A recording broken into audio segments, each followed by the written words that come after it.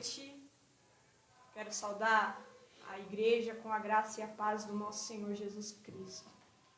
Mesmo a gente estando aqui distante, o amor de Jesus nos une. E hoje é um dia muito especial. Especial porque o nosso Salvador ressuscitou. Especial porque o nosso Salvador nos deu a vida e a salvação. Como diz aquele hino, e hoje ele vive, posso crer no amanhã. Glória a Deus. Eu convido vocês, meus irmãos, minhas irmãs, que vocês possam abrir aí na sua casa, 1 Coríntios, capítulo 15. Nós vamos ler do versículo 1 ao 7 e depois nós vamos pular para o versículo 19. Então, 1 Coríntios 15, de 1 a 7 e depois 19.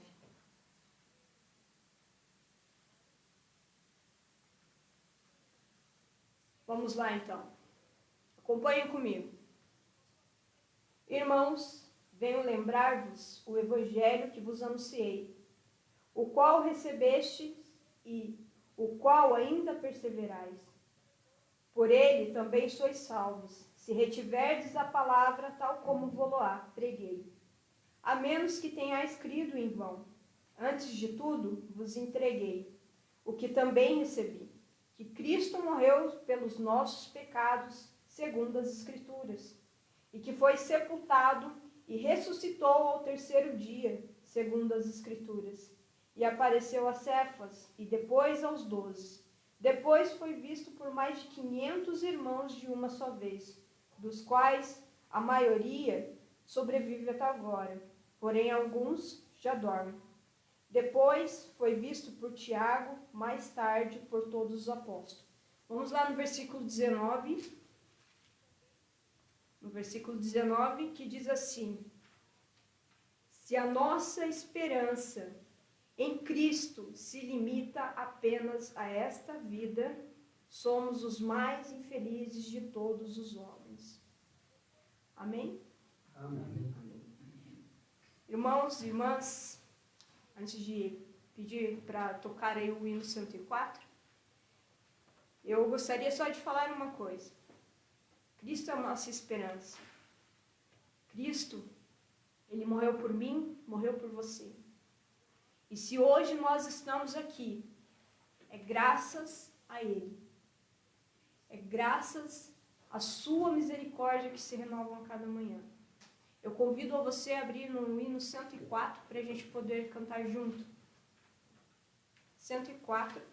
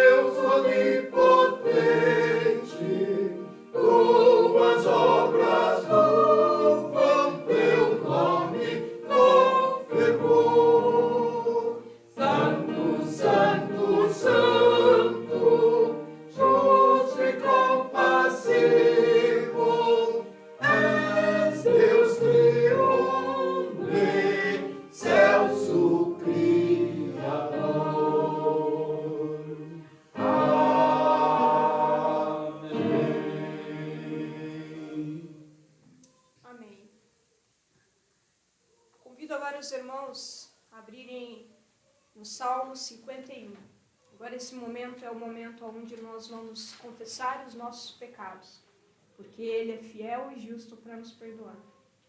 Então que neste momento você possa ir abrir junto comigo Salmo 51.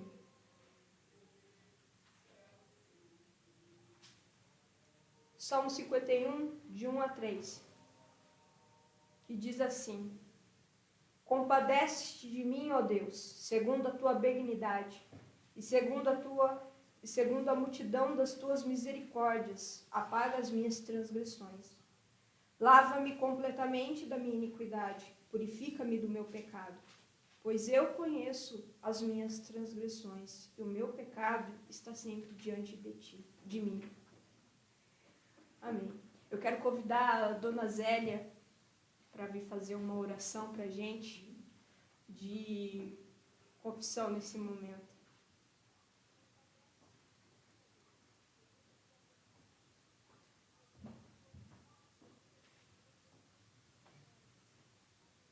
Oremos. Amado Deus, querido Pai, nós agradecemos por poder estar reunidos, Senhor, neste culto, ó Pai, e sabemos que o Senhor está aqui conosco. Amém. Nesse momento tão importante de culto, Sim, ó Deus, Jesus. que o Senhor nos dá, ó Pai, essa oportunidade de estar chegando até a Ti para pedir perdão Sim, pelos Jesus. nossos pecados.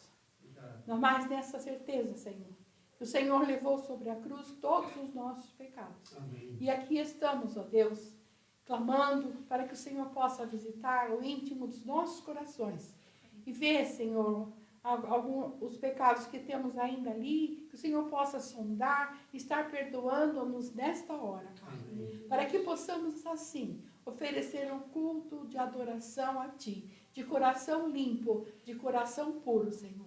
Continua conosco, nós te agradecemos por tudo e te louvamos. Em nome de Jesus, teu Filho amado. Amém. Amém.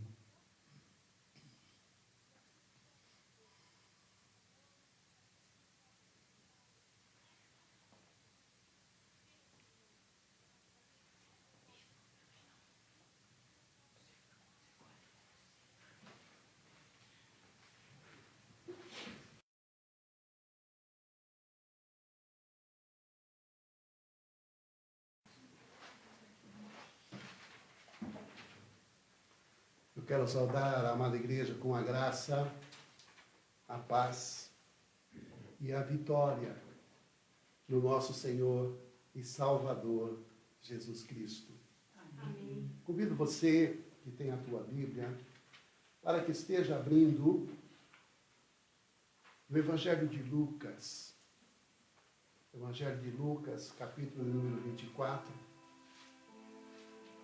Nós vamos fazer a leitura do versículo de número 1 até o 10, que fala da ressurreição de Jesus Cristo. Diz assim a palavra de Deus: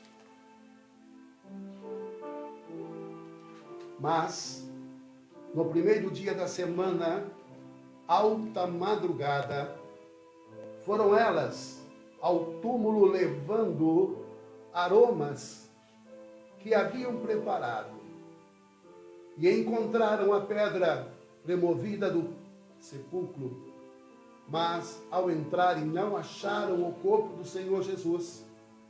Aconteceu que, perplexas a este respeito, apareceu-lhe 2 varões com vestes resplandecentes, estando elas possuídas de temor, baixando os olhos para o chão, e eles lhe falaram: Por que buscais entre os mortos aquele que vive? Ele não está aqui, mas ressuscitou.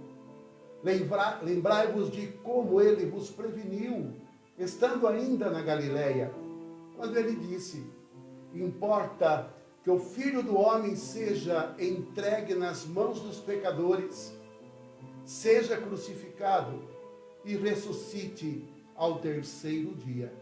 Então, se lembrarão das suas palavras E voltando do túmulo, anunciaram todas estas coisas aos 11 e todos os que estavam com ela. Era Maria, Maria Madalena, Joana, Maria mãe de Tiago, também as demais que estavam com elas, confirmaram estas coisas aos apóstolos. Tais palavras lhe pareciam como um delírio e não acreditaram nelas. Que Deus abençoe a sua palavra lida e que o Espírito Santo possa trazer-nos a revelação, a sua gloriosa palavra. Convido você agora a fechar os seus olhos e se colocar diante de Deus. Que nesta noite você e eu possamos entender o mistério desta palavra. E que possamos não apenas entendê-lo, mas que possamos tomar posse deste poder maravilhoso, grandioso, que é a ressurreição de Jesus Cristo. Obrigado, Senhor, por este momento, por este culto, porque nós estamos aqui cultuando ao Deus Todo-Poderoso e ao seu Filho Jesus Cristo aqui presente, e ao Espírito Santo que nos leva a entendermos a Tua palavra. Vem agora, Senhor Deus, tocando em cada um e cada uma que está assistindo, que está acompanhando. Vem tirando, Senhor Deus, de cada pessoa, Senhor. Vem tirando qualquer fardo que esteja sobre ela, qualquer enfermidade, qualquer bloqueio, Senhor, que impede de entender a Tua palavra, vem removendo, Senhor. Mas que através do Teu Espírito Santo vem chegando, ó Deus. Vem chegando mesmo, ó Deus, com a Tua revelação e que possamos Te louvar e Te glorificar em espírito e em verdade, em o nome do Senhor Jesus. Amém. Amados e amadas, o que nós vemos aqui, primeiro, é que aquelas mulheres, elas foram até o sepulcro. Elas não foram ao sepulcro porque elas não tinham o que fazer. Muito pelo contrário, elas foram ao sepulcro porque elas tinham o que fazer.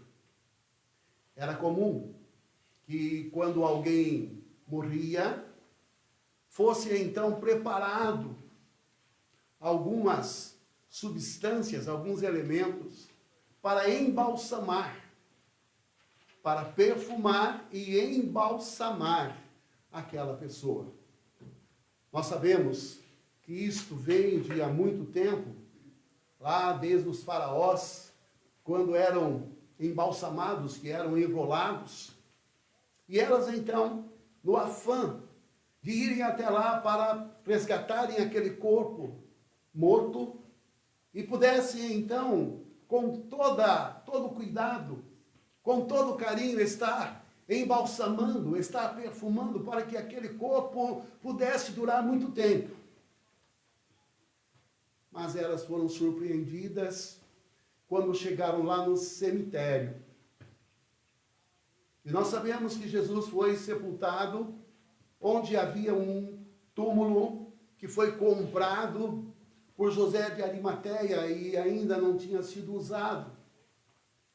Então José de Arimateia pediu para que liberassem este corpo para que ele o sepultasse no seu túmulo que não havia sido ainda ocupado. E foi dado a ele essa oportunidade. Talvez aquelas mulheres pensaram, bom, José de Arimateia levou o corpo, então nós sabemos onde este corpo está, então nós vamos agora fazer a nossa parte. José de Arimateia fez a parte dele, trazendo então Jesus e o sepultando, e agora nós vamos lá para também estar fazendo e cumprindo a nossa parte. Mas diz-nos a palavra de Deus, que quando elas entraram trazendo os elementos, as especiarias, o bálsamo, a mirra, elas chegam e elas são surpreendidas. Quando elas chegaram ali, o túmulo estava aberto e a pedra que fechava a entrada do túmulo estava removida. Aí então elas ficaram preocupadas e elas ficaram com medo também. Talvez perguntando o que é que nós vamos fazer agora. O nosso plano foi frustrado. Nós que queríamos dar o melhor de nós para Jesus e agora não vamos conseguir. E talvez uma dizendo à outra o que é que nós vamos fazer com essas especiarias. O que é que nós vamos fazer com esta mirra, com estes perfumes, o que é que nós vamos fazer? Mas no momento em que elas estavam preocupadas, elas têm uma visão. E diz a palavra de Deus que quem aparece a elas naquela visão foram anjos. E os anjos fizeram uma pergunta para aquelas mulheres. E a pergunta é esta: por que estáis procurando entre os mortos aquele que vive? Amados e amadas, esta pergunta nós precisamos responder nesta noite. Primeiramente, vamos entender o lado daquelas mulheres, a decepção que elas tiveram por não poderem exercer e executar aquilo que elas já haviam se preparado e combinado para que nas primeiras horas da manhã elas estivessem ali fazendo este preparo do corpo. Era um projeto bom, porque elas queriam ter por mais tempo o corpo de Jesus. Mas foram frustradas porque o corpo não estava lá. Mas vamos imaginar se aquelas mulheres tivessem encontrado aquele corpo na sepultura. Talvez a primeira impressão é que elas ficariam contentes porque poderiam exercer o propósito que elas estavam no seu coração e dar o melhor para o corpo de Jesus. Mas não foi isso que aconteceu. Jesus não estava lá. E infelizmente, amados, o que nós temos percebido, que algumas pessoas nos dias de hoje têm ainda continuado o projeto daquelas mulheres, porque ainda não tiveram um encontro real com Deus. E o que nós temos percebido que há muitas pessoas hoje que estão adorando um Cristo embalsamado. E a igreja, corpo de Cristo, muitas vezes também ela está embalsamada. Ela tem coisas boas, sim, ela tem o perfume, e ela está estabelecida como sendo o corpo de Cristo. Mas aí nós fazemos uma pergunta: mas será que estas igrejas, ou esta igreja, ela se contenta com o Cristo embalsamado? Se contenta com o Cristo engessado? E eu quero dizer a vocês que quando ainda criança, e aí eu fui crescendo nesta ideia, os meus pais acreditavam nisso, a igreja acreditava nisso, e eu também acreditava nisso. Eu acreditava em um Jesus embalsamado, onde nós íamos até a igreja, prestávamos um culto, voltávamos para as nossas casas, depois voltávamos à noite, depois da escola dominical, e ali então nós ofertávamos mais um culto, e voltávamos para as nossas casas, e nós íamos também lá no meio da semana, e voltávamos para as nossas casas. Mas o que acontecia na minha vida particular, e eu sei que de muita gente, a minha vida não mudava. Eu estava, sim, frequentando igreja. Eu estava indo todos os domingos na igreja. Indo também nas quartas-feiras, nas quintas-feiras. Mas nada mudou. Mas eu quero que você entenda que houve um dia que o Senhor se revelou a mim. E foi num momento difícil. Foi no momento em que o meu filho Wesley nasceu, eu já era casado. Já tínhamos um filho. E quando ele nasceu, com deficiência, com síndrome de Down, naquele tempo as pessoas não tinham o conhecimento que têm hoje sobre essa síndrome. E foi o momento onde a casa caiu para mim. Não somente para mim, mas também para toda a minha família. E foi naquele momento que eu entendi. Foi aquele momento que eu fui encontrado por Jesus. E pude entender que todo aquele momento, todos aqueles momentos que nós estivemos na igreja, caminhamos na igreja, foram momentos bons, sim, sem dúvida. Porque nós estávamos aprendendo de um Jesus histórico,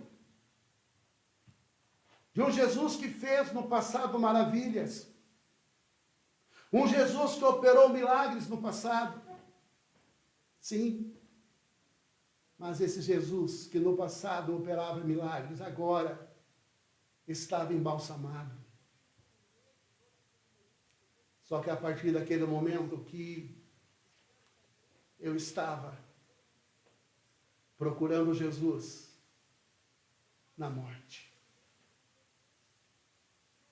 Quando eu realmente não entendia o que era um Jesus ressuscitado.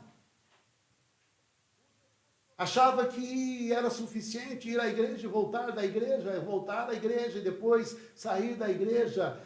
Eu achava que isso era importante, mas foi somente quando o Senhor fez uma obra na minha vida, foi somente no momento onde eu vi o Senhor. A partir daquele momento, eu soube que este Deus e este Jesus não estava embalsamado. Mas este Jesus já havia ressuscitado. E o que aconteceu? Aconteceu que Deus me ensinou aquilo que eu não sabia.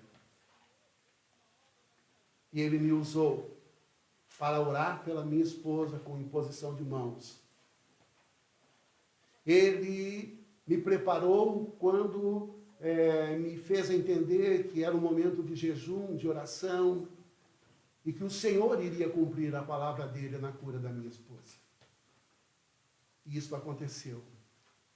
Ela que estava com a sua saúde debilitada por ter contraído uma infecção hospitalar após uma cirurgia do rim, perdeu o rim, contraiu uma hepatite e estava marcado com a cirurgia para extrair o rim.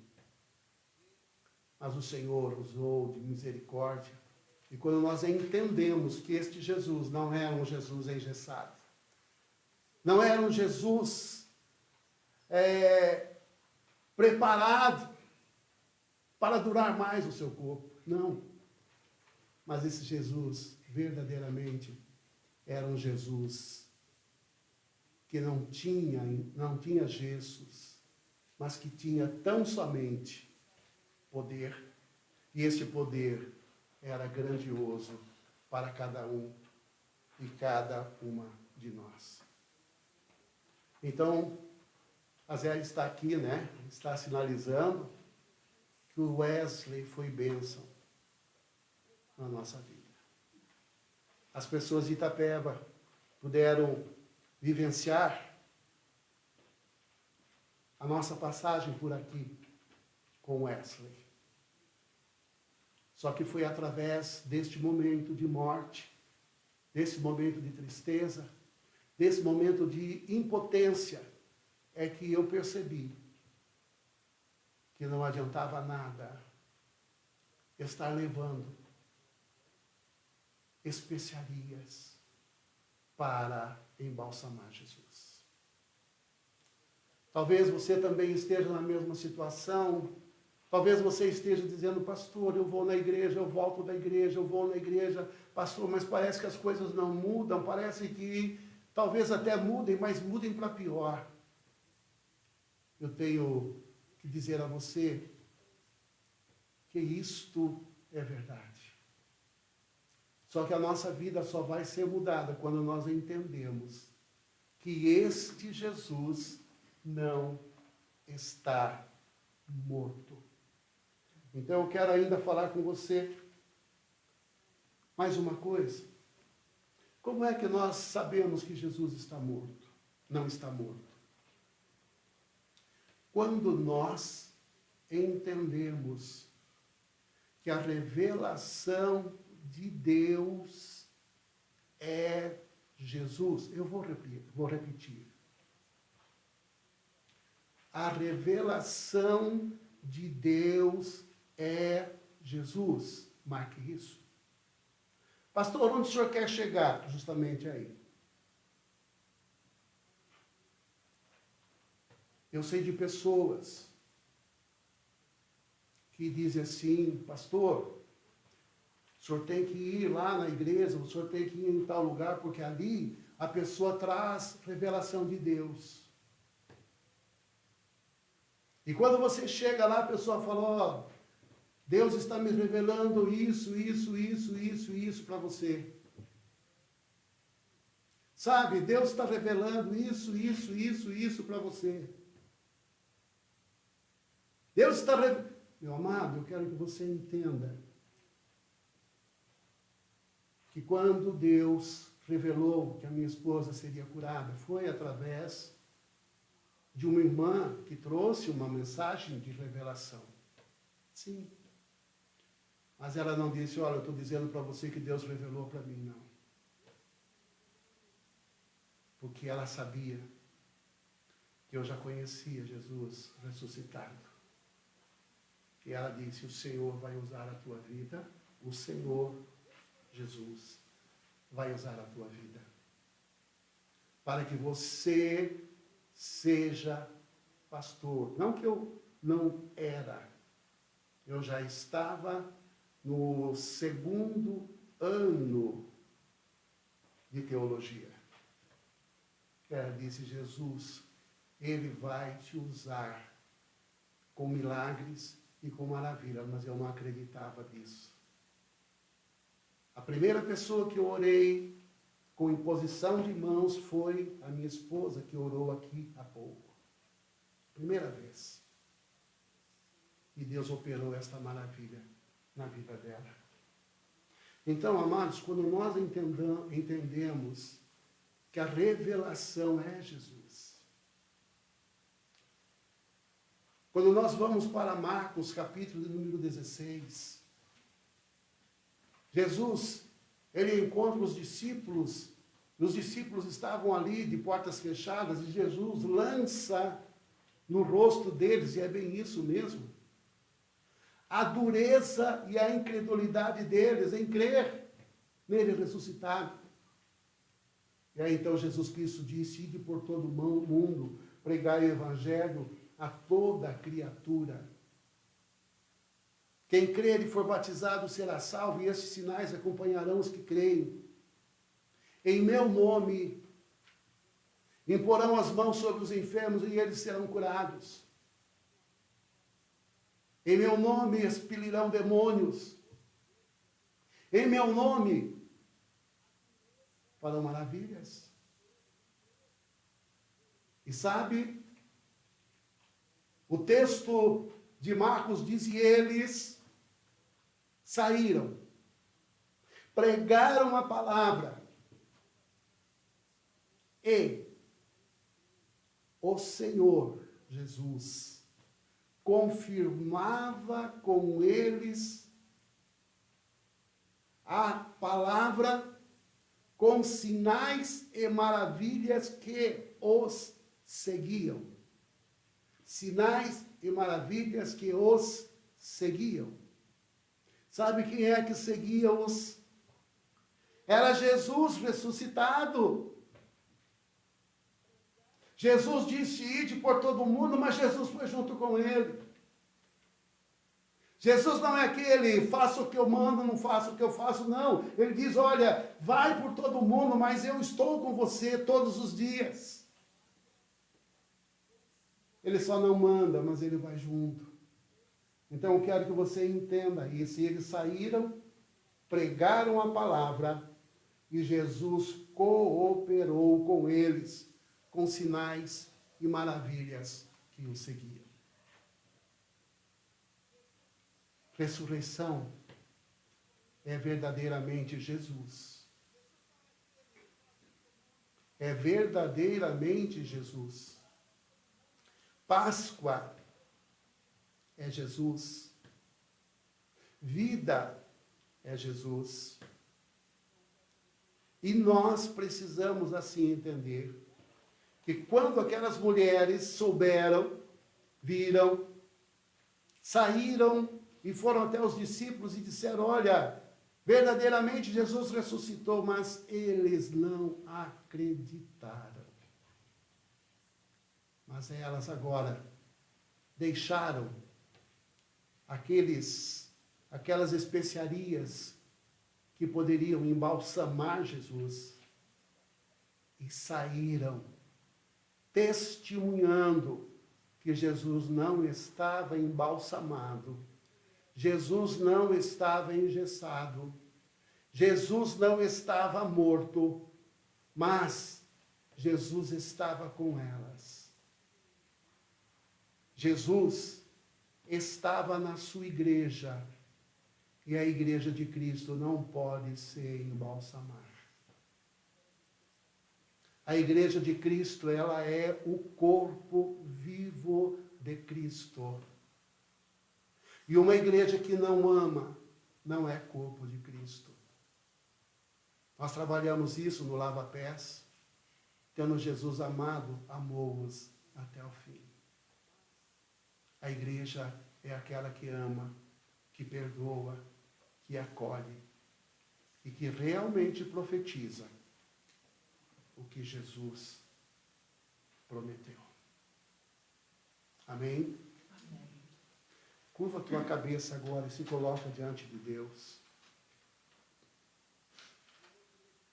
Peça a Deus que você precisa desse Jesus ressuscitado. Peça a Ele.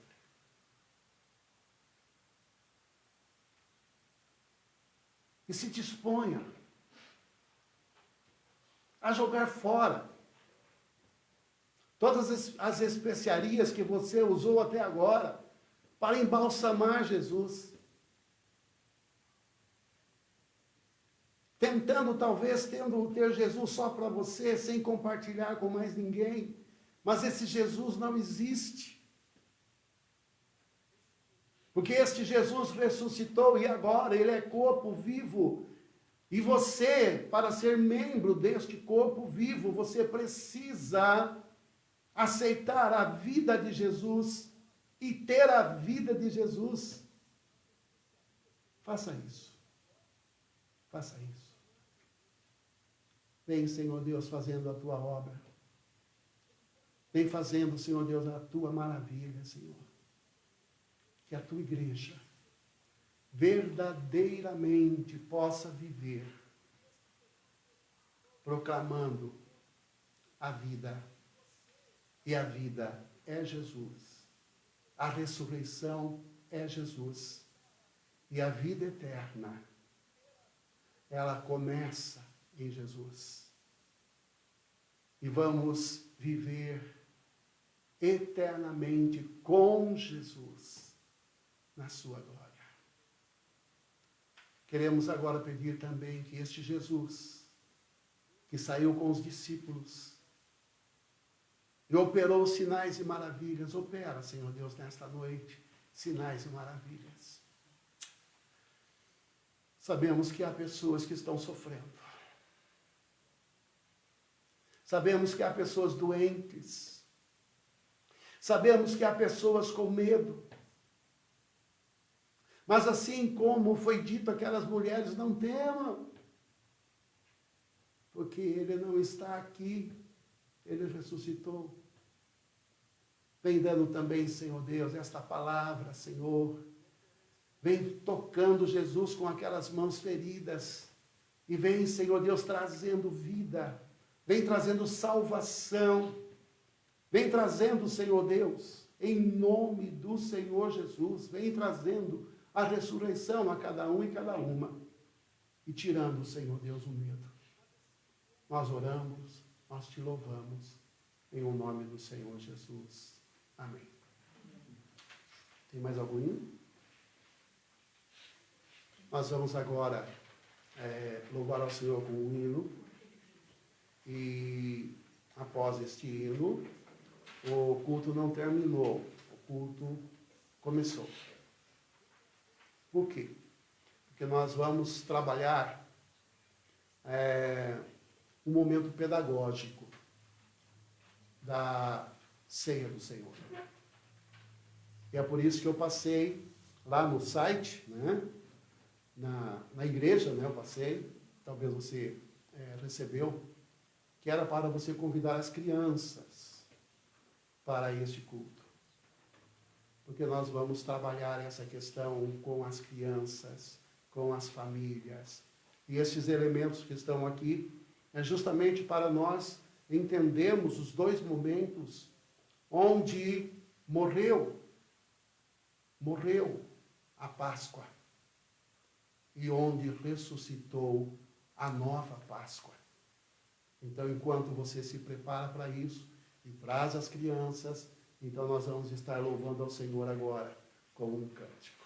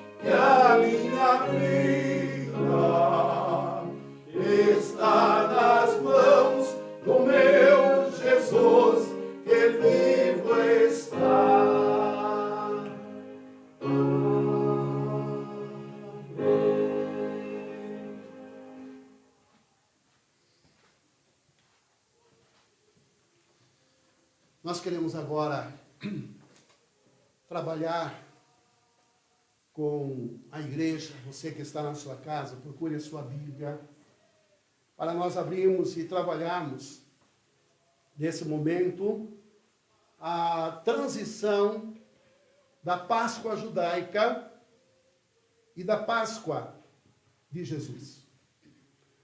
Primeiro texto, eu quero que você abra a tua Bíblia. Abra a tua Bíblia em Êxodo, capítulo de número 12. Êxodo, capítulo de número 12. Nós vamos ler os versículos 26 e 27. Êxodo 12, 26 a 27. Diz assim a palavra de Deus: quando vossos filhos vos perguntarem, que rito é este? Que comemoração é esta?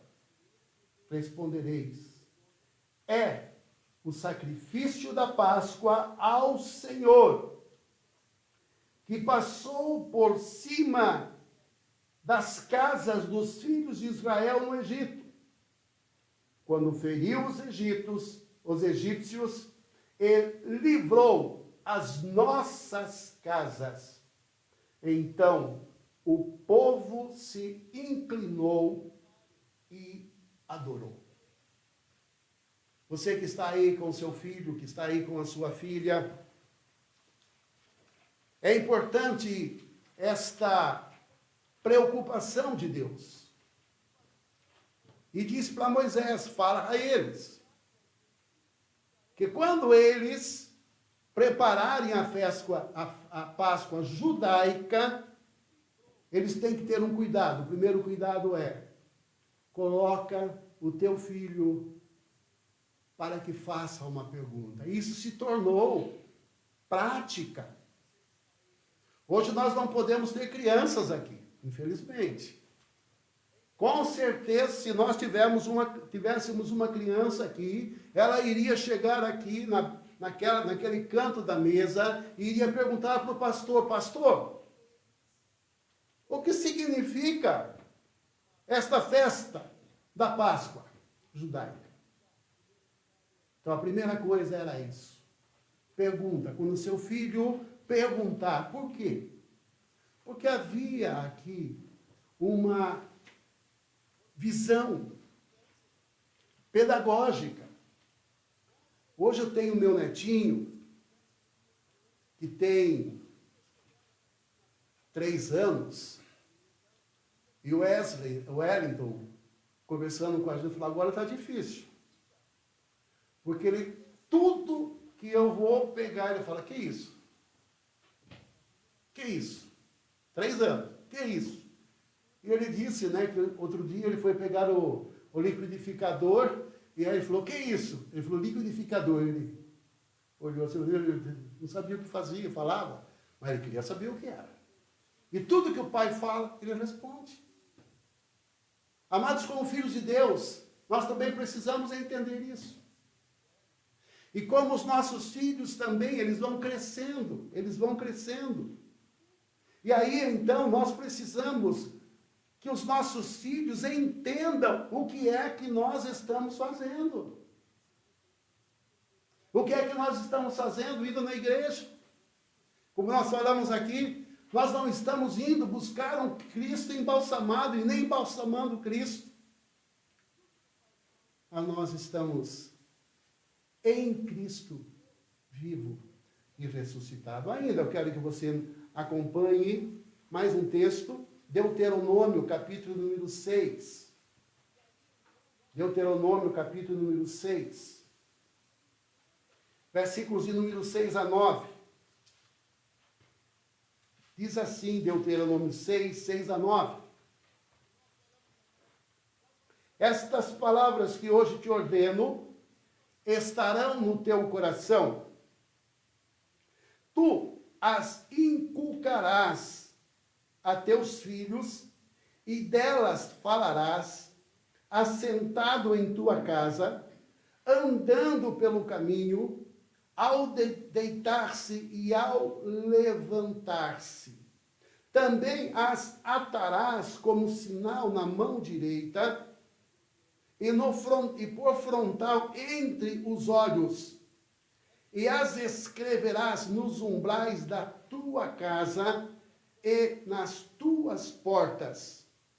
Havendo-te, pois, o Senhor teu Deus introduzido na terra que sob juramento prometeu dar a seus pais, Abraão, Isaque e Jacó, que daria grandes e boas cidades que tu não edificaste, e casas cheias de tudo o que é bom, casas que não enchestes, poços abertos que não abristes, vinhais e olivais que não plantaste, e quando comeres, te fartares. Amados, veja bem, era para que os pais fizessem um procedimento. Qual era o primeiro procedimento? Quando você que saiu do Egito e você está entrando na terra prometida, você vai ter que manter os teus filhos atentos a este Deus que é vivo, a este Deus que opera, a este Deus que tem um projeto na vida de cada um, de cada uma e principalmente dos nossos filhos. Você sabe por que o mundo está do jeito que está? É porque nós esquecemos de trabalhar isso que Deus mandou. E veja como era. Ele diz, você vai inculcar. Sabe o que é inculcar? Você vai colocar isso na cabeça dos seus filhos. Quando? Quando eles levantarem. Quando eles caminharem com você pelo caminho. Quando eles se assentarem. Quando eles forem deitar. Vocês vão inculcar na cabeça deles. O quê? O que Deus está fazendo. Quando perguntarem que festa é essa, você fala a eles. Esta é a festa da Páscoa. Nós estávamos escravos, e então o Senhor, com mão forte, matou o cordeiro e deu o sangue dele sobre a nossa casa, e nós saímos, e a morte ficou com o Egito, com as pessoas do Egito. Mas não era só isso. Ele disse, vocês vão pegar umas fitas largas, e nelas vocês vão escrever os mandamentos de Deus, e vão colocá-las na cabeça e amarrando atrás. Ou seja, estava escrito na testa de cada criança os mandamentos de Deus. Mas também ele disse, você também vai pegar esses mandamentos e vai amarrar no braço da criança. O quê? O mandamento de Deus. Uma outra coisa que ele diz, você vai colocar lá na ombreira da sua casa, você vai colocar uma caixinha com os mandamentos de Deus. Aquela caixinha chamava-se mezuzá. Por quê? A criança, quando ela começava a andar, cada momento em que ela passava na porta, ela tinha que falar o mandamento de Deus e bater naquela porta, naquela caixinha. Só que não era na altura dele. Aquela caixinha era colocada mais alto que ele, para que ele pudesse se esforçar e pular para alcançar aquela caixinha. E ele tinha que alcançar e falar o mandamento. Aquilo que se colocava na cabeça e no braço se chamava filactérios, que tinham este poder pedagógico de as crianças saberem. E aí você também vai entender por quê que os demônios também usam isso. Há pessoas que estão cheias de fitinha nos seus braços, e você começa a ver aquelas fitinhas e fala, misericórdia, como essas pessoas estão amarradas com estas coisas que eles estão se amarrando. Mas o que o Senhor estava dizendo, faz com que os teus filhos sejam realmente amarrados com Deus. Você está entendendo? Quando o Senhor diz isso, é para que nós possamos estar trabalhando com os nossos filhos, com as nossas filhas. Então eu quero que você imagine que agora tem aqui, do lado desta mesa, o seu filho. Talvez você fale, pastor, mas meu filho não está aqui, meu filho está distante. Meu filho já cresceu. Ou, agora eu tenho meu neto, tudo bem. Mas mesmo que esteja só você e a sua esposa, você pode dizer a ela, minha esposa, pergunte para mim, que ritual é esse? Que festa é essa da Páscoa? Por quê? Porque a pergunta requer uma resposta. Talvez agora você possa fazer, eu sei que algumas pessoas da igreja que têm filhos pequenos, até outros não, mas você pode exercer isso na sua casa. Peça para que ele pergunte para você, que festa é essa que o pastor está querendo explicar? E você responde para ele, esta é a festa da Páscoa. Então agora nós vamos primeiro entender a festa da Páscoa que era feita lá no Antigo Testamento. Esta festa, eles tinham alguns elementos. E esta festa da Páscoa era para ser uma festa que durava 7 dias. Não era como o nosso caso aqui, né? Hoje é dia de Páscoa, mas quase que já está passando a Páscoa. Não. Eram 7 dias com todas as cerimônias para cada dia. E tinha alguns elementos. O primeiro elemento que tinha, e eu quero que você agora veja, eram as ervas amargas. E aqui nós temos estas ervas simbolizando ervas amargas, que lá no Egito eles teriam que comer na hora da celebração da Páscoa. Tinha também aqui a carne, que era a carne do cordeiro. Era a carne do cordeiro, que eles também teriam que comer. E aqui nós temos o chuchu. Aqui nós temos o ovo cozido. E aqui nós temos o pão.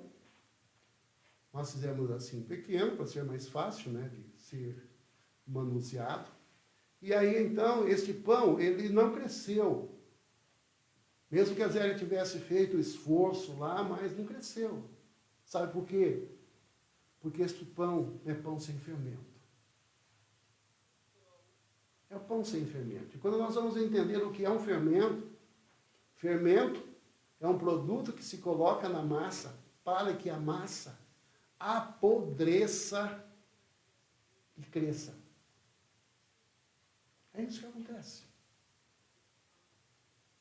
E o que significa isso? Primeiro, os pães chamados pães asmos, sem fermento, primeiro era porque aquele povo, quando saiu do Egito, eles não iam ter tempo suficiente para fazer o fermento, para fazer o pão e deixar o pão crescer. Então, o pão sem fermento é chamado pão da pressa.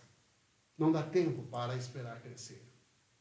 Mas também era para que eles entendessem que teria que ser o trigo puro sem acrescentar nada. E quando o povo judeu comemorava e comemora a festa da Páscoa, eles 7 dias, eles tiram todo o fermento, não é do pão, não, da casa. Qualquer fermento que tem na casa, eles têm que jogar fora. Põe no lixo. Por quê? Porque aquele período dos 7 dias da Páscoa, eles não podem permitir que entre na casa deles fermento. E aí o próprio Jesus usa isso, falando para que cuidado com o fermento dos fariseus. Então, tudo aquilo, ou esse fermento que leveda e que faz com que a massa apodreça e cresça, é realmente aquilo que muitas vezes nós também temos na nossa vida. É o fermento da mentira. É o fermento de falar mal dos outros. É o fermento que afermenta as coisas ruins. Mas, quando Deus fala, olha, quando vocês comerem o pão, entendam, 7 dias tem de tirar o fermento. Uma outra coisa também que Deus fala com o povo era as ervas amargas. Por quê? As ervas amargas era para que eles quando comessem essas ervas amargas, e era assim mesmo, era sem tempero nenhum, era sem óleo, sem azeite. Para quê? Para que quando eles comessem estas ervas amargas, eles se lembrassem do momento em que eles estavam no Egito e tinham uma vida amarga. Onde tudo que eles faziam era a custa de chicotes. Eles não faziam o que eles queriam. Eles faziam o que os seus donos exigiam. E também tinha o chuchu, por quê? Representando que era uma vida sem gosto. Uma vida no Egito realmente era uma vida sem gosto. Eu quero que você entenda isso também. Talvez você tenha vivido até agora uma vida sem gosto, como o chuchu. Mas era para que eles entendessem que a vida sem gosto deles, eles iam se libertar dela. E aí nós temos também o ovo. Eu não vou pegar o ovo, mas está aqui o ovo cozido. E por quê? Talvez até seja um motivo de comemorarem com ovos de Páscoa, mas os ovos de Páscoa não tem nada com isso, né? Mas por que o ovo cozido? Quando você coloca o ovo, e já aconteceu isso com você, aconteceu comigo, de repente você compra o ovo e vai colocar na geladeira e de repente cai um ovo no chão. O que acontece? Pronto. Não dá para aproveitar o ovo que perdeu. Mas quando você pega este ovo, que ele é realmente frágil, e você coloca em uma vasilha com água e coloca no fogo, à medida que o fogo vai aquecendo, aquele calor vai fazendo com que os elementos que estão dentro do ovo vão endurecendo, solidificando. E depois que isto acontece, você pode até colocar na geladeira e derrubar da geladeira, e você não perde. Sabe por quê? Porque aquele fogo solidificou o ovo, criou resistência naquele ovo, que ele não se quebra facilmente. Então também o que aconteceu com o povo no Egito foi isso. Aquele povo, quanto mais sofria, e quando Moisés chega e fala, olha, Deus mandou eu vir aqui para tirar esse povo. E aí então o faraó que ele fez, diz, agora vocês vão ter que produzir o dobro dos tijolos, só que eu não vou dar palha para vocês fazerem os tijolos. Sabe o que aconteceu? Eles produziram, porque eles estavam unidos e tinham em mente que eles iriam sair do Egito. Então eles se solidificaram, eles se uniram cada dia mais para saírem fortes. Quando você está passando por uma luta, meu irmão, minha irmã, talvez até mesmo dentro da igreja, eu quero que você entenda isso. As lutas que você passa, não é porque Deus não quer que você passe, não, Ele permite que você passe. Lembra o que Jesus Cristo disse para o diabo? Quando o diabo quis que ele transformasse pedra em pães, ele disse, olha, está escrito, não só de pão viverá o homem, mas de toda palavra que procede da boca de Deus. Ele levou o diabo lá para Deuteronômio 8, quando diz: Deus te permitiu ter fome para saber o que estava no teu coração. E para que você comesse o maná, que nem seus pais comeram. E que para que vocês entendam que não só de pão viverá o homem, mas de toda palavra que procede da boca de Deus. Amados, quando você está passando por alguma crise, entenda isso. Deus está te solidificando. Para que mesmo que você caia de uma altura, você vai estar, pelo poder do Espírito Santo, pelo poder do fogo de Deus, você vai estar preparado e preparada para as lutas. E aí tem também o vinho. O vinho era a expressão da alegria. O vinho era a expressão do mosto. Mas não apenas isso. Era que o vinho tem também um significado muito grande. Porque antes de ele ser vinho, ele era uva. E para se tornar vinho, ele foi pisado. Meu amado, eu quero que você entenda isso. Muitas vezes você quer se tornar vinho, sim, mas você não quer se deixar ser pisado. A Bíblia diz que Deus te ama muito e Ele fez a ferida, mas Ele curará. Se você está sendo hoje humilhado, se você está de repente percebendo que algumas pessoas estão querendo pisar em você, louve a Deus, glorifique a Deus. Porque quanto mais pisar, mais você vai ser vinho e se transformar em vinho. Você está entendendo o que realmente representava aquela festa da Páscoa? O pão, a carne do cordeiro. A determinação deles era que eles deveriam comer a carne do cordeiro. O cordeiro teria que ser assado. Não poderia sobrar nada, e o que sobrasse tinha que ser queimado. E o sangue do cordeiro tinha que ser colocado nas ombreiras das portas e janelas, para que quando passasse a morte, o devorador não entrasse nas casas.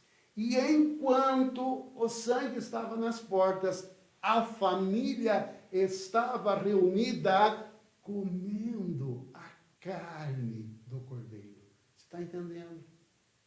Família reunida comendo a carne do cordeiro e o sangue do cordeiro, impedindo que alguém entrasse para impedir que eles comessem a carne do cordeiro. E esta festa, ela aconteceu. Ela foi sendo seguida, e você lendo a Bíblia, você vê que os profetas fizeram, você vê que os reis comemoravam, sempre quando havia uma luta, e eles ganhavam a luta, eles celebravam a Páscoa. Sempre que havia uma luta, após a vitória, eles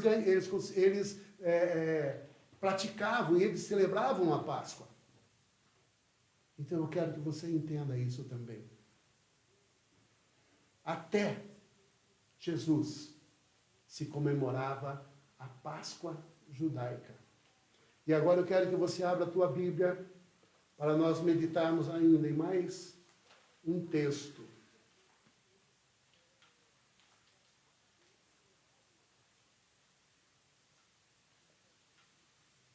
Lucas,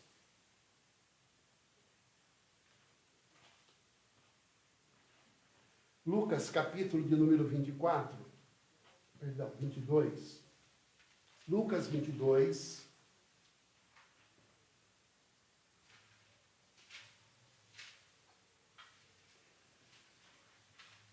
nós vamos ler a primeira Páscoa, que é a Páscoa dos judeus. Ela vai do versículo número 14 até o 18. Eu vou repetir. Lucas 22, versículos de número 14 ao 18. E para você entender.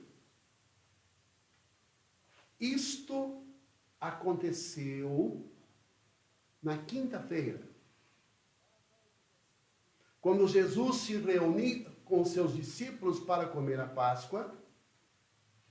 E no momento da Páscoa, nós trabalhamos isso na quinta-feira, ele tirou a sua vestidura de cima, colocou a toalha e deitou água na bacia e foi lavar os pés dos seus discípulos. Depois que todos lavaram os pés uns dos outros, eles então comeram a Páscoa. E é esta Páscoa que eu passo a ler e você acompanha na sua Bíblia. Chegada a hora, pôs-se Jesus à mesa e com ele os apóstolos. E disse-lhe: muito tenho desejado ansiosamente comer convosco esta Páscoa, antes do meu sofrimento. Pois vos digo que nunca mais comereis desta Páscoa, até que ela se cumpra no reino de Deus. Olha bem, Jesus diz: olha, eu estou participando com vocês porque muito eu desejei participar desta última Páscoa, última ceia. E aí ele diz: olha, vocês não vão fazer mais a Páscoa até que ela se cumpra no reino de Deus. O que ele estava fazendo? Ele estava dizendo: esta Páscoa é a última, porque a partir de agora vai se cumprir no reino de Deus uma nova Páscoa. Você está entendendo? E ele continua. Eu leio novamente, o 16. Pois vos digo que nunca mais a comerei até que ela se cumpra no reino de Deus. E tomando um cálice, havendo dado graças, disse: bebei e reparti entre vós. Pois vos digo que de agora em diante não bebereis do fruto da videira até que venha o reino de Deus. E outra tradução diz: vocês não vão beber do fruto da videira até que se cumpra esta Páscoa no reino de Deus. Então, esta Páscoa que ele diz: muito desejei comer convosco. Continue com a tua Bíblia aberta, que nós vamos seguir esse texto. Quando ele disse, para que eles pudessem comer e beber, ele estava dando, então, aquela famosa palavra, podem se servir. Ele diz: olha, pode beber do vinho, pode comer de tudo. Então, eles comeram das ervas amargas, eles comeram do chuchu, eles comeram da carne do cordeiro, eles comeram os pães sem fermento, eles comeram tudo que simbolizava o passado, que era importante para eles, porque foi a libertação do Egito. Mas uma coisa que eu quero que você entenda agora, no mesmo texto, a partir do 19, eu vou do 18, depois para o 19, para você entender esta ligação. Lucas 22, agora lendo 18 e 19.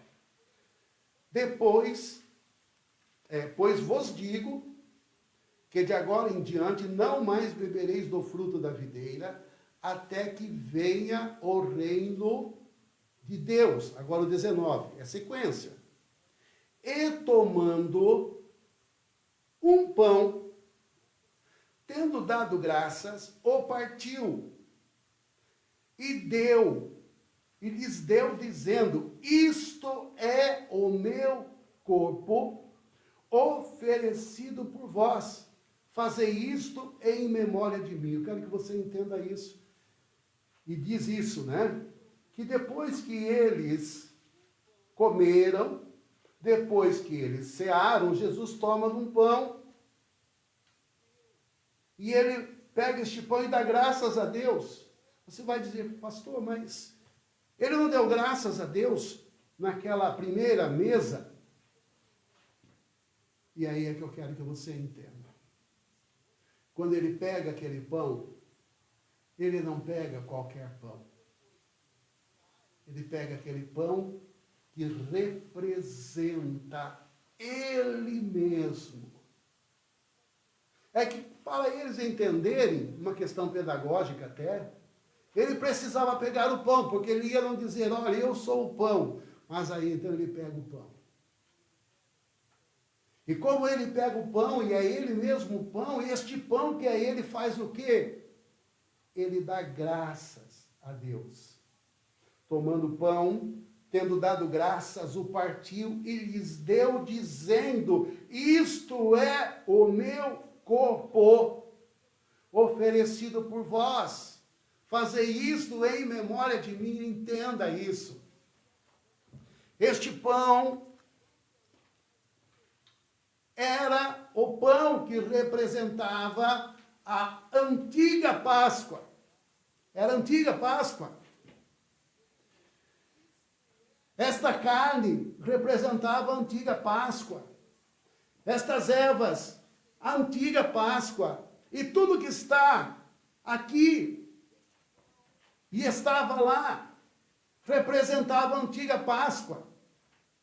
Só que agora Jesus comeu aquela Páscoa dos judeus. Por quê? Porque ele era judeu. E como judeu, ele precisava cumprir toda a lei.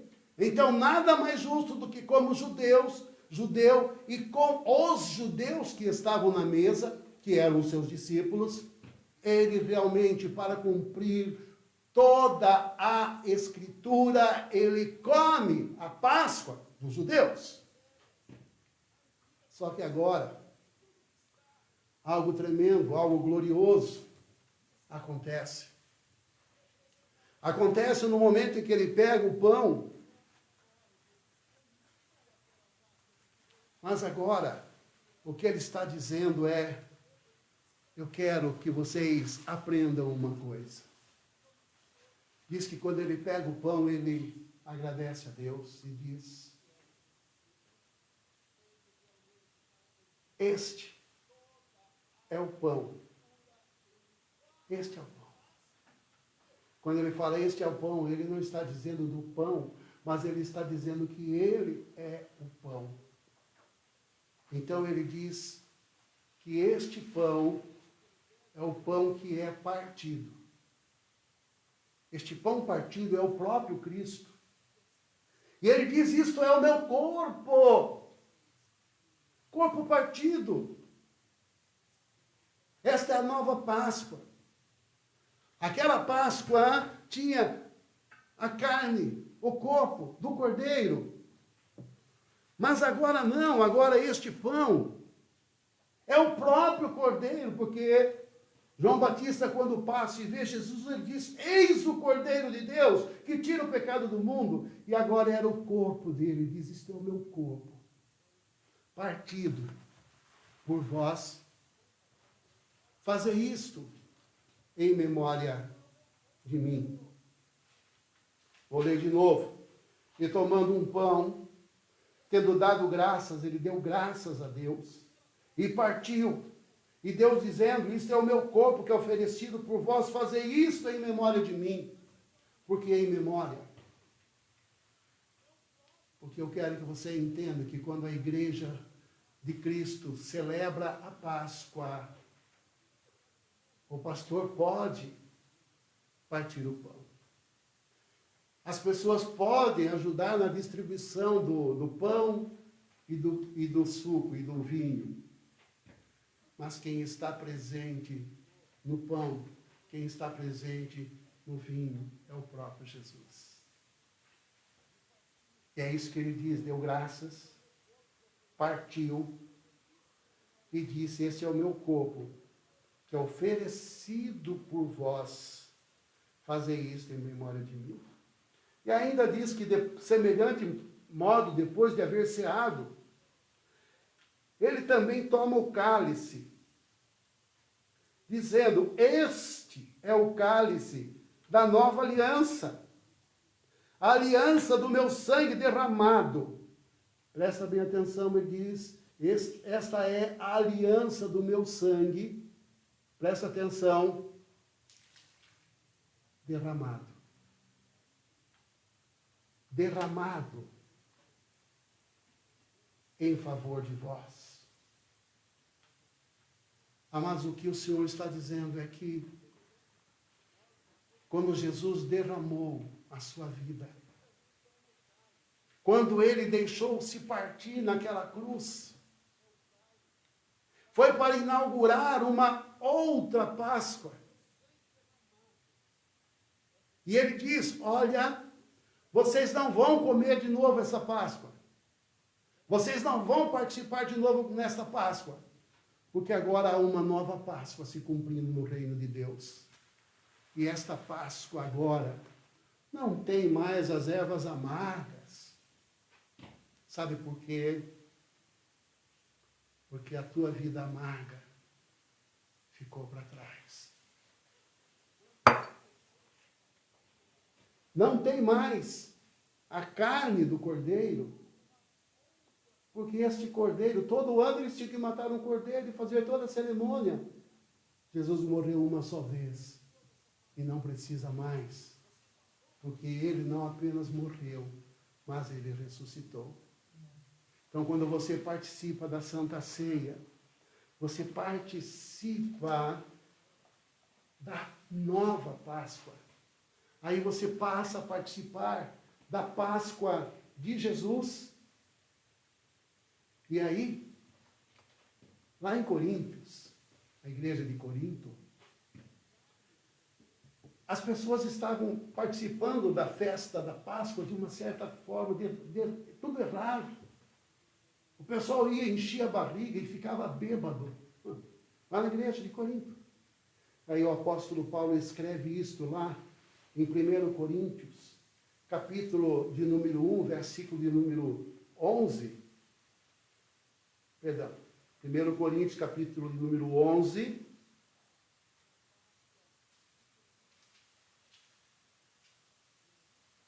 versículo 23. Olha aqui, 1 Coríntios, capítulo número 11, versículo 23. O apóstolo Paulo escreve àquela igreja dizendo, porque eu recebi do Senhor, de Jesus, o que eu vos entreguei. Vou ler de novo. Porque eu recebi do Senhor, o que também vos entreguei, que o Senhor Jesus, na noite em que foi traído, ele tomou do pão. A noite que foi traído, ele tomou do pão.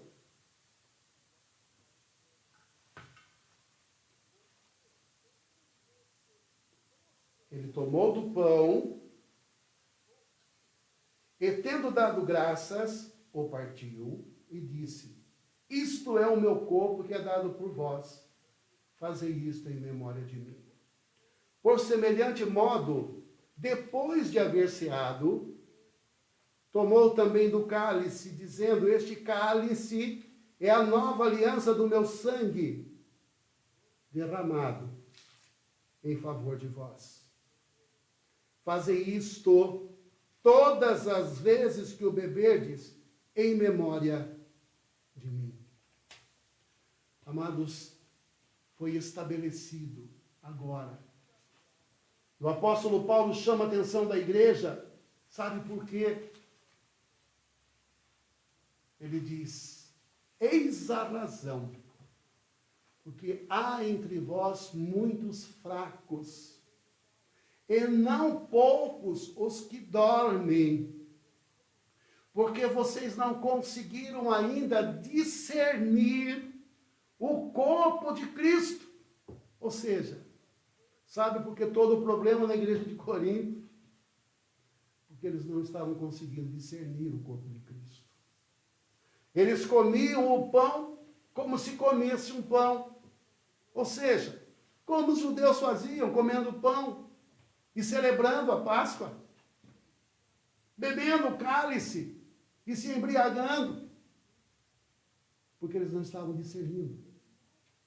Mas o que é discernir o corpo? Discernir o corpo é que não apenas é este pão, não é apenas este vinho, mas Jesus Cristo, Ele é o corpo, e o corpo dele é a igreja de Cristo. Meu amado, você é o corpo. Minha amada, você é o corpo. E Jesus habita dentro de você, por isso você é corpo de Cristo. E ainda eu quero ler com você em 1 Coríntios, ainda 1 Coríntios, capítulo número 5. 1 Coríntios, capítulo número 5, os versículos 7 e 8. 1 Coríntios 5, 7 e 8. Diz assim: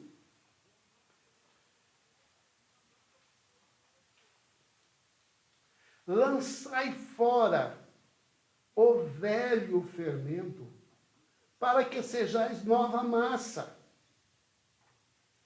Como sois de fato sem fermento, pois também Cristo, nosso Cordeiro Pascal, foi imolado, morto.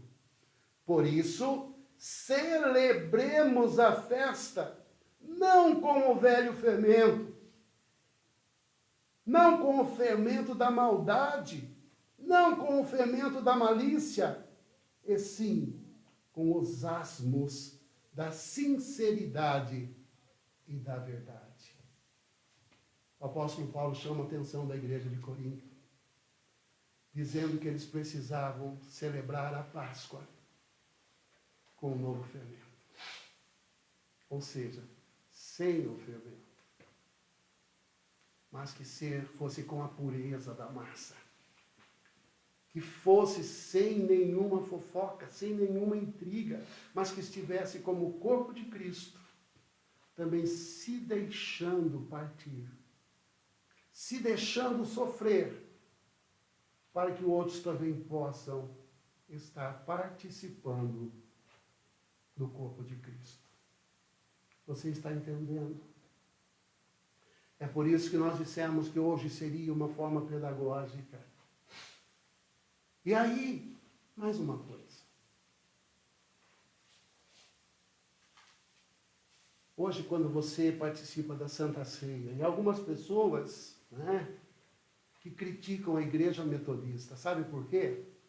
Onde já se viu permitir criança participar da ceia? Pergunto a você. Lá no Antigo Testamento, a criança participava da festa da Páscoa dos judeus? Sim ou não? Participavam ao ponto de eles darem o início. A criança que estava lá perguntava: papai, o que é, meu filho? Que festa é essa? Olha que gostoso. Aí os pais: meu filho, eu vou contar uma história para você. Todo ano era a mesma história, mas eles tinham que contar. Nós éramos escravos no Egito, e aí então Deus veio, e um cordeiro foi morto, o sangue dele foi isso, tal. Ai, que bom, papai.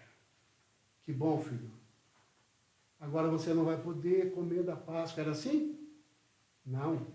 Porque a Páscoa era para ser comida em família. A não ser que a criança não fizesse parte da família. Você está entendendo? E é por isso que a igreja metodista deixa a criança participar da Páscoa. Mesmo que você não goste. Mesmo que você seja contra. Mas nós vamos no exemplo de Jesus. Jesus disse que das tais é o reino do céu, as crianças. Mas quando nós vamos fazer a Páscoa, quando nós vamos participar da Santa Ceia, talvez nós precisávamos mudar um pouquinho o ritual da nossa Santa Ceia. Talvez, no momento de nós participarmos da Santa Ceia, chamar aquelas crianças bonitas da igreja para que elas perguntem: mas o que é isso? Como o Tominhas lá, né? Que é isso, Pai? Para que nós possamos ensinar. E você sabe por que as crianças, quando chega a Páscoa, pensam no coelhinho da Páscoa? Você sabe por que as crianças pensam em ovos de Páscoa? Nada contra o chocolate, só que engorda.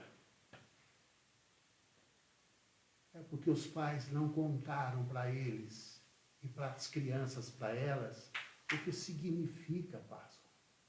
E quando os pais não contam, o mundo conta mentiras.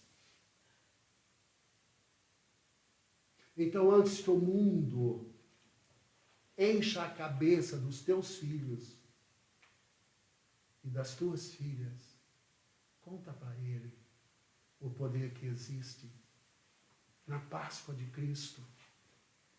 Porque a Páscoa de Cristo é o próprio Cristo ressuscitado. É o próprio Cristo que é a igreja dele. E é o próprio Cristo, como nós lemos lá em Marcos. E eles saíram, pregaram a palavra. E o Senhor Jesus cooperava com eles, com sinais e maravilhas que os seguiam. Meu amado, você conhece quando a igreja não engessou Cristo, o corpo de Cristo. Você conhece quando a igreja não embalsamou o corpo de Cristo. É quando você começa a ver sinais e maravilhas. Você começa a ver que o primeiro sinal de maravilha é a transformação da vida de uma pessoa. Onde ela pode dizer, eu era assim, mas quando eu encontrei Jesus, ele me transformou. Como o hino que nós cantamos antes de ontem, na sexta-feira, né? Ó que cego andei e que perdido vaguei, longe, longe do meu Salvador. Eu ouvia falar desta graça sem par, que do céu trouxe o meu Redentor. Mas eu surdo me fiz, converter-me não quis ao Senhor, que por mim morreu na cruz. Mas segue o hino, diz, hoje houve um dia em que vi meu pecado e senti sobre mim duro gládio da lei. Eu então pude ver. E em Jesus me esconder,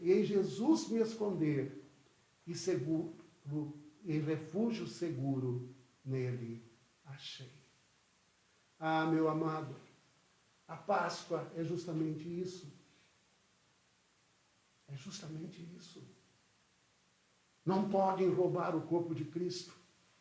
Não. Não dá para roubar o corpo de Cristo. Porque Cristo é poderoso. Ele é a nossa Páscoa, como o apóstolo Paulo diz. Ele é a nossa Páscoa. E aí, o apóstolo Paulo também diz em Coríntios 5,17, aquele que está em Cristo, nova criatura é. As coisas antigas já passaram e eis que tudo se fez novo. Eu quero que você entenda, está em Cristo. Está em Cristo. O mundo, né, é como um mar. Tá? E você está no seu barco. Só que este barco se chama Jesus Cristo. Então você está em Cristo. Mesmo estando neste mundo, mas você está em Cristo, você não está no mundo, mas você está em Cristo. E este barco, meu amado, ele já venceu e vai te levar ao porto seguro que se chama o céu. E lá nós vamos participar, não desta Páscoa, porque esta também vai passar. Porque quando nós chegarmos na glória, há um banquete.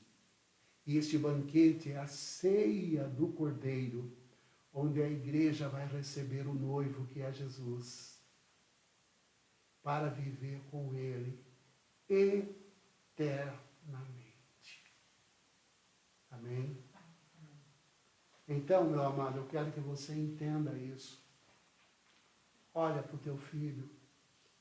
Olha para a tua filha. Entenda isso. Deus quer que você invista neles. Porque este mundo está precisando de homens e mulheres que perguntem: que festa é essa? Meu amado, teu filho está sendo criado para participar da festa, para participar da Páscoa e para viver eternamente com Cristo, dentro dele, dentro da sua família e dentro desta nação. Amém? Tem mais algum cântico? Agora nós vamos ainda cantar, louvar a Deus, com o hino de número 55. Você que está na sua casa, nos acompanha. Pega o seu hinário evangélico. Hino de número 55.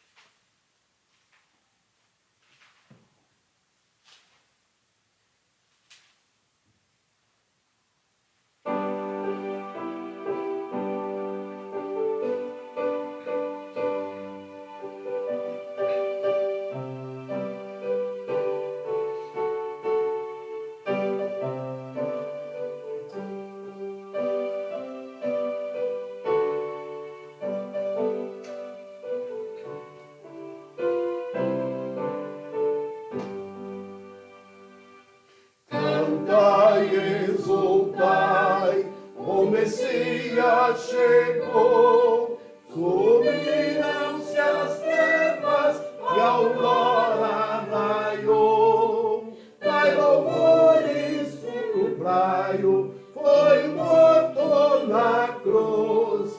Dai louvores, publicai-o, já vive Jesus. Cantai, exultai, pelos ímpios sofreu, e para salvar-nos, de sangue verteu. Dai louvores, celebrai-o, foi morto na cruz. Dai louvores, publicai-o, já vive Jesus. Cantai, exultai, Jesus Cristo nos deu, Jesus nos despertou, veio salvação. Dai louvores, celebrai-o, foi morto na cruz. Dai louvores, celebrai-o, já vive Jesus. Cantai, exultai, Jesus Cristo nos céus, por nós intercede à direita de Deus. Dai louvores, celebrai-o, foi morto na cruz. Dai louvores, publicai-o, já vive Jesus. Cantai, exultai, o Senhor voltará, excelso, glorioso, nas nuvens virá. Dai louvores, celebrai-o, foi morto na cruz. Dai louvores, publicai-o, já vive Jesus. Amém.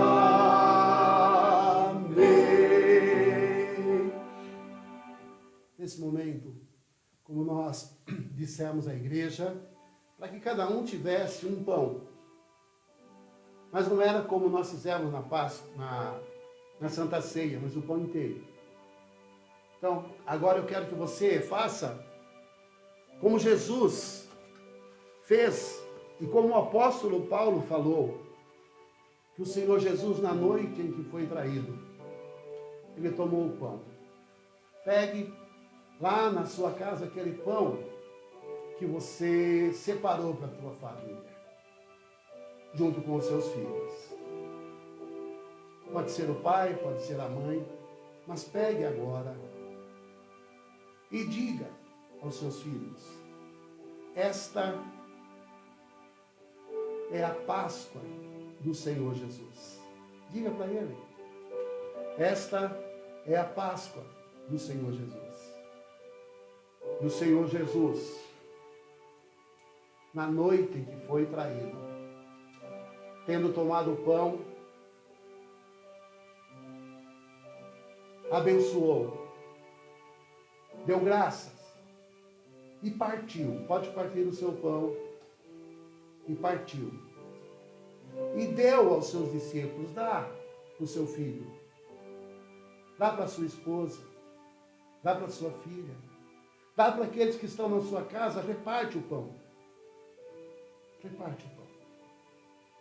E diga a ele e a ela: você precisa comer, porque isto, disse Jesus, é o meu corpo, que é dado por vós.